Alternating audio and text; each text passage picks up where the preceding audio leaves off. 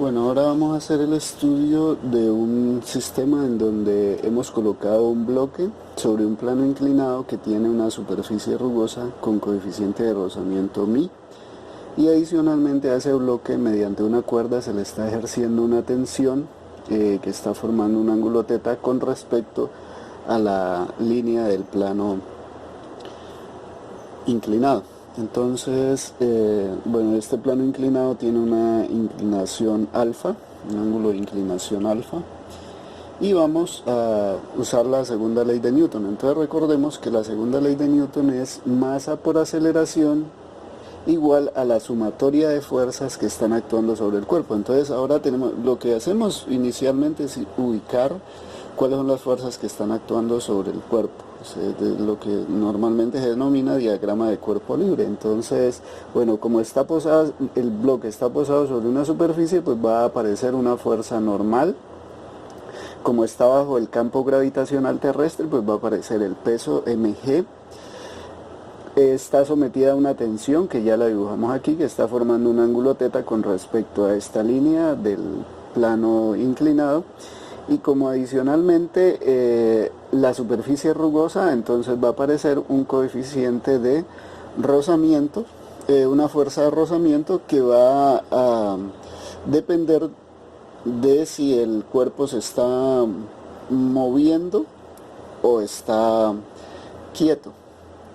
Entonces allí uno va a hablar de una, bueno, si se está moviendo, habla uno de que el coeficiente de rozamiento asociado es un coeficiente de rozamiento cinético, y si el cuerpo permanece quieto, entonces va a hablar uno de un coeficiente de rozamiento estático.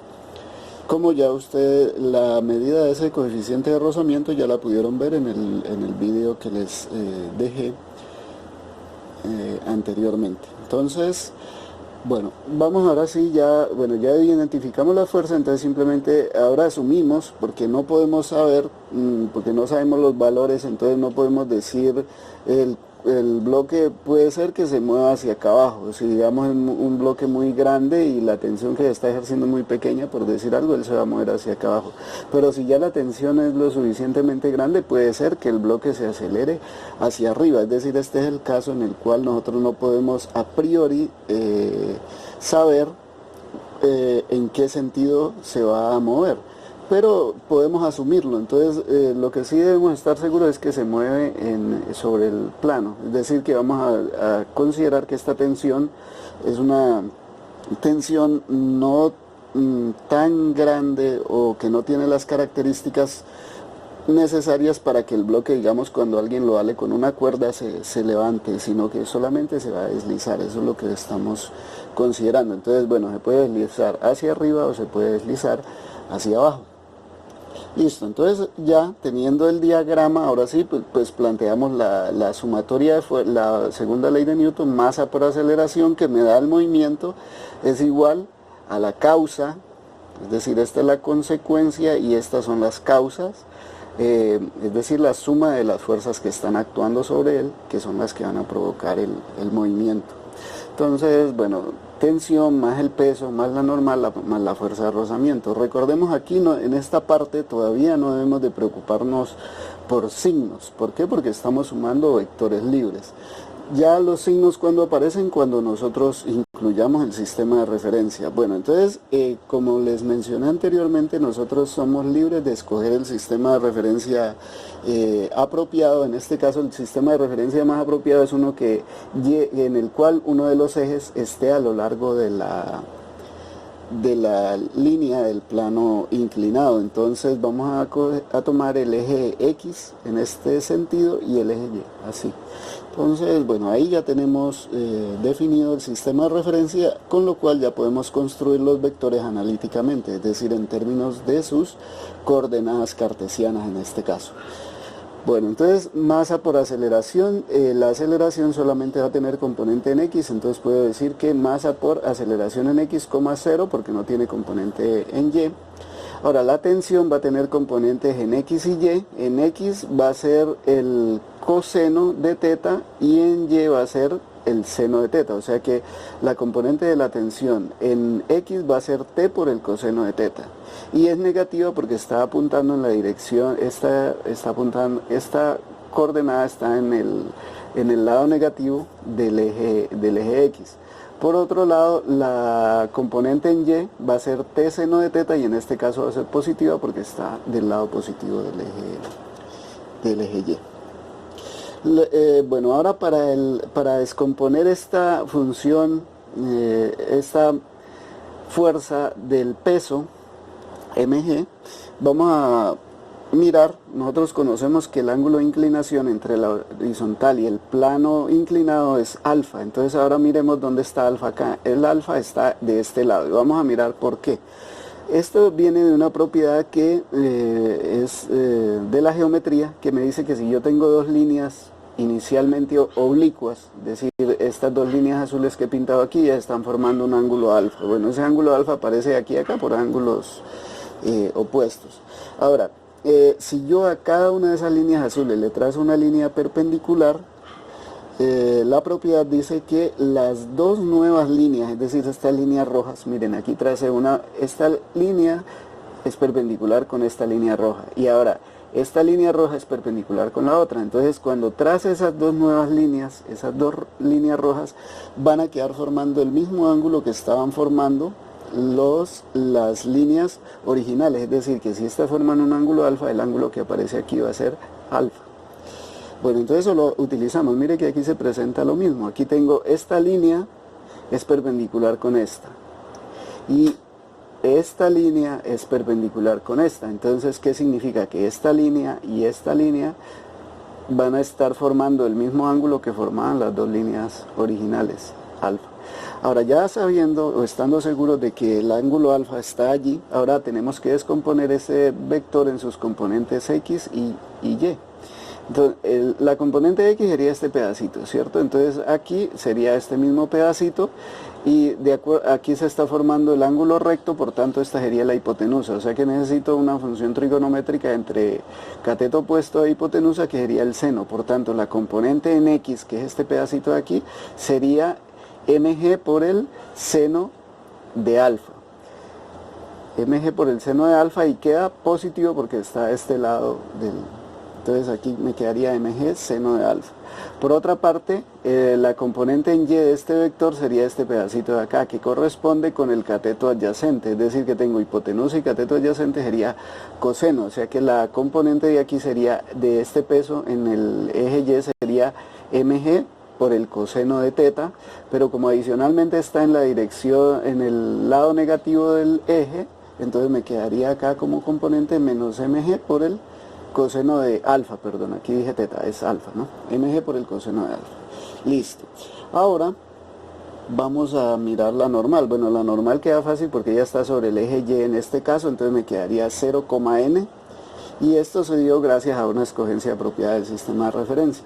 Por otra parte, la fuerza de rozamiento, recordemos que es una fuerza que va en contra del movimiento. Entonces, como dijimos que esta aceleración va hacia en este sentido, la fuerza de rozamiento irá en sentido contrario y tiene solamente componente en el eje X y va a ser negativo, entonces me quedaría menos FR, 0, porque en ese caso no tiene componente en Y. Ya tenemos la ecuación vectorial analítica de la segunda ley de Newton. Ahora sí ya podemos descomponer esa ecuación vectorial en dos ecuaciones escalares, es decir, separando las componentes que están en X de las componentes que están en Y.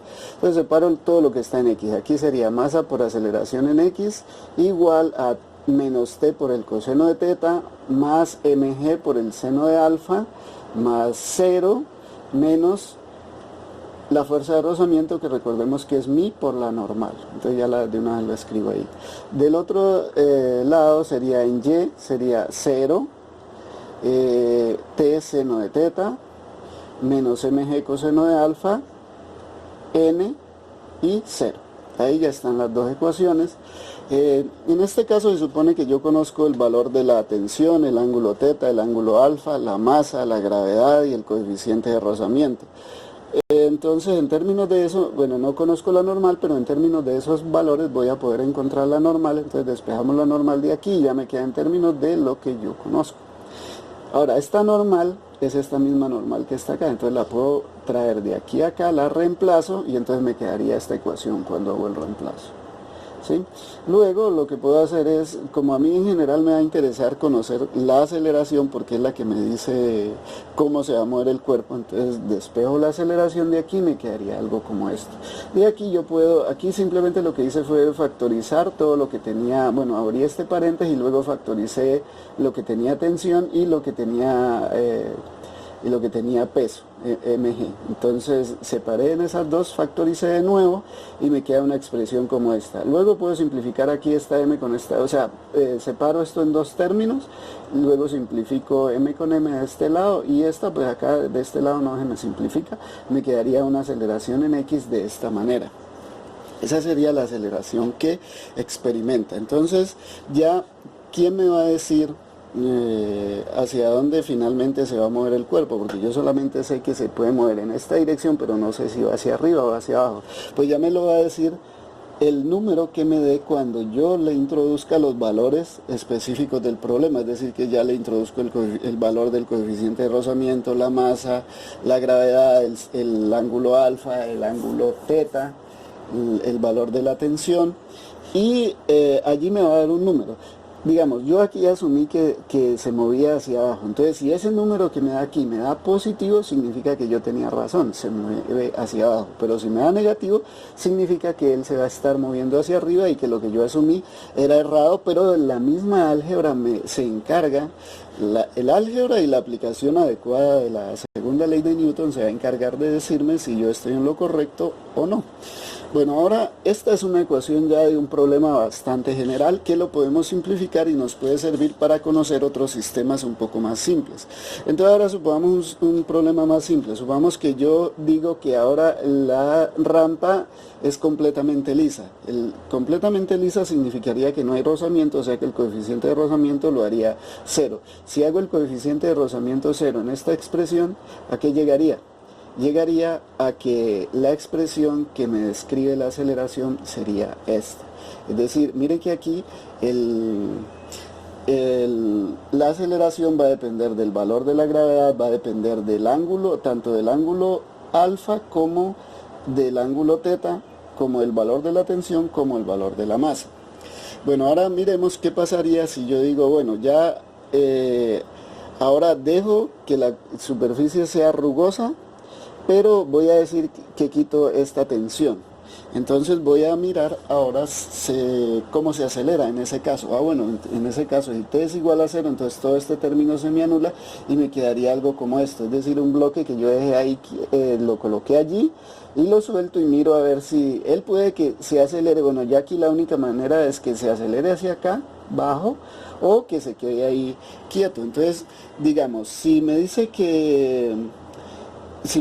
una aceleración diferente, si este valor me da diferente de 0, pues significa que él se aceleró hacia acá. Si me da igual a 0, hay dos posibilidades y tiene que ver con el hecho de que va a estar en equilibrio, y el sistema de equilibrio lo que me va a decir es simplemente que puede estar quieto o puede bajar con velocidad constante, y ahí ya no habría forma de saber, por el principio de equivalencia no habrá forma de saber si está quieto o se está moviendo.